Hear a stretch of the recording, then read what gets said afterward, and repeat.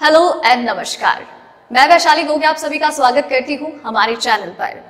दोस्तों, corona virus महामारी ने पूरी दुनिया भर में कहर मचाया हुआ है। इसी के साथ ही इसके नए वायरस सामने आ रहे हैं और अब अफ्रीका में भी एक नया वेरिएंट सामने आया है जो कि पहले के वायरस से 50% ज्यादा तेजी से फैलता है। इसके अलावा कई देशों में वैक्सीनेशन शुरू हो चुका है। भारत में भी 16 जनवरी से वैक्सीनेशन की प्रक्रिया शुरू हो गई है। तो वहीं सरकार अब हमारे पड़ोसी देशों को भी वैक्सीन फ्री में सप्लाई करने वाली है। इन सब के बीच में कई सारी खबरें हैं, कुछ अच्छी तो कुछ बुरी, जिनमें से मैं आपको बताऊंगी 5 महत्वपूर्ण खबरें। तो दोस्तों, जो पहली अपडेट है वो है कोरोना वायरस केसेस को लेकर। भारत में 7 महीने में पहली बार 2 लाख से कम कोरोना केस। जी हाँ दोस्तों, मार्च के महीने में कोरोना वायरस की वजह से लॉकडाउन लगाया गया था और धीरे धीरे करके केसेस में बढ़ोतरी होती गई और इतने लंबे वक्त के बाद कोरोना केसेस में कमी आई है। जी हाँ दोस्तों, कोरोना केसेस लगातार सामने आ तो रहे हैं, लेकिन पहले की तुलना में बहुत कम ही पेशेंट सामने आ रहे हैं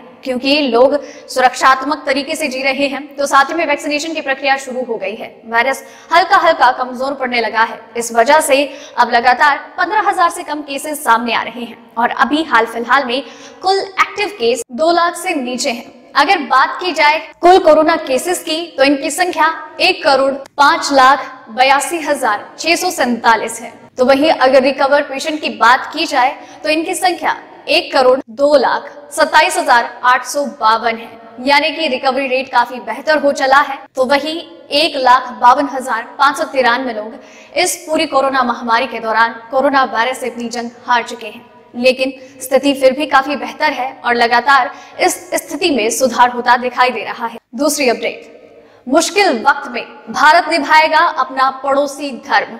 भूटान समेत कई देशों को देगा फ्री वैक्सीन। जी हाँ दोस्तों, कोरोना वायरस महामारी के दौरान न सिर्फ भारत बल्कि हमारे पड़ोसी देश भी इस महामारी के खिलाफ जंग में शामिल हैं और वो लगातार इससे लड़ाई भी लड़ रहे हैं। अब ऐसे में भारत में वैक्सीनेशन की प्रक्रिया शुरू हो गई है, वैक्सीन लगाई जा रही है और भारत सरकार पहले भी इस बारे में ऐलान कर चुकी है कि इस कोरोना महामारी में वो अपनी मित्रता पूरी तरीके से निभाएंगे और हमारे पड़ोसी देशों को वैक्सीन उपलब्ध करवाएंगे। जी हाँ दोस्तों, दरअसल हाल ही में एक बार फिर से यही बात सामने आई।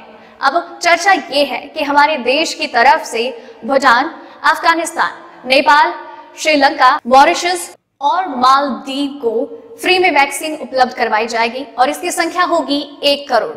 जी हाँ दोस्तों, और इसके साथ ही इस खबर की पुष्टि भूटान के प्रधानमंत्री ने भी कर दी है। उन्होंने कहा कि भारत सरकार हमारी मदद करने जा रहा है और वो हमें 1 करोड़ वैक्सीन उपलब्ध करवाने के बारे में सहमति जता चुके हैं। आपको बता दें कि भारत सरकार का हमारे पड़ोसी मित्र देशों के साथ बेहतर संबंध की तरफ एक और कदम है। तीसरी अपडेट, पड़ोसी धर्म निभाएगा हमारा देश, बांग्लादेश को गिफ्ट में भेजेंगे वैक्सीन।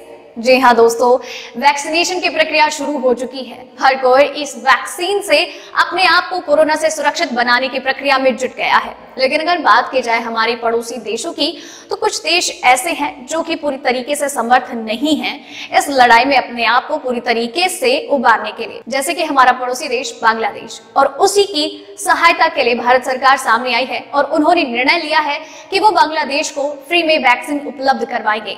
इस बात का ऐलान भारत सरकार की तरफ से पहले भी किया जा चुका है, लेकिन अब इस बात पर पूरी अश्योरिटी सामने आ चुकी है कि भारत सरकार बांग्लादेश को कोरोना वैक्सीन फ्री में देकर के इस महामारी से लड़ने में बांग्लादेश की मदद करेंगे।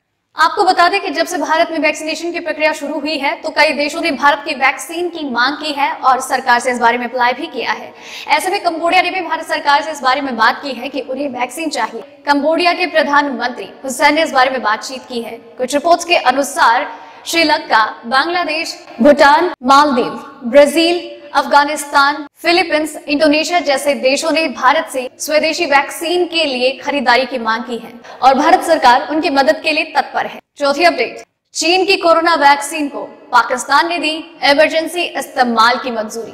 जी हाँ दोस्तों, कोरोना वायरस वैक्सीनेशन की प्रक्रिया कई देशों में शुरू हो चुकी है। चीन ने अपनी वैक्सीन को लेकर कहा है कि उनकी वैक्सीन पूरी तरीके से सुरक्षित है और कारगर है। और चीन और पाकिस्तान की बात की जाए, ये दोनों दोस्त हैं और अक्सर हर एक बुरे कृत्य में ये साथ नजर आते हैं। अब ऐसे में जब चाइना अपनी वैक्सीन बना रहा है तो पाकिस्तान कैसे पीछे रह सकता है। अब वैसे भी उसके देश में वैक्सीन को बहुत ही ज्यादा तवज्जो दी जा रही है क्योंकि मामला बहुत ही ज्यादा बिगड़ चुके हैं। आर्थिक रूप से ये देश कमजोर है तो भाई कोरोना के केसेस भी लगातार बढ़ते बढ़ते जा रहे हैं। अब चीन उनका पड़ोसी देश नहीं है बल्कि उनका मित्र देश है और इसी मित्र देश ने पाकिस्तान ने चीन की वैक्सीन को मंजूरी दे दी है इस्तेमाल की, वो भी इमरजेंसी के तौर पर, क्योंकि और कोई रास्ता नहीं है और जल्दी पाकिस्तान में भी इसकी प्रक्रिया शुरू होगी। 5वीं अपडेट, डॉक्टर ने शराब पीने के बाद लगवाया टीका, चक्कर आने लगे तो मच गया हड़कंप। जी हाँ दोस्तों, कोरोना वायरस वैक्सीन को लेकर पहले ही ये कहा जा चुका है कि आप हेल्दी चीजें खाएं। शराब को ये वैक्सीन सपोर्ट नहीं करती है बल्कि उल्टा रिएक्शन दे सकती है। इन सब बातों को जानने के बावजूद एक ऐसा केस सामने आया है जिससे लोगों की लापरवाही का पता लगता है। हॉस्पिटल के चिकित्सा अधीक्षक डॉक्टर के टमटा को शनिवार को कोरोना वायरस का टीका लगाया गया। अब यहाँ पर टीका तो नॉर्मली लगाया गया था, लेकिन उन्होंने रूल्स को तोड़ा।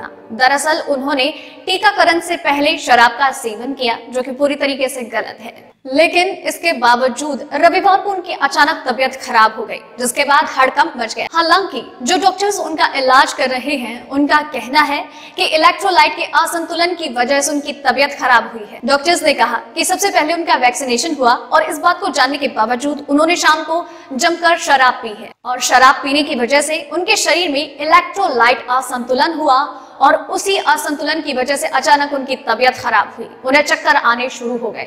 इसमें वैक्सीन का कोई दोष नहीं है बल्कि वैक्सीनेशन के बाद उनका शराब पीना उनकी खराब तबीयत का दोषी है।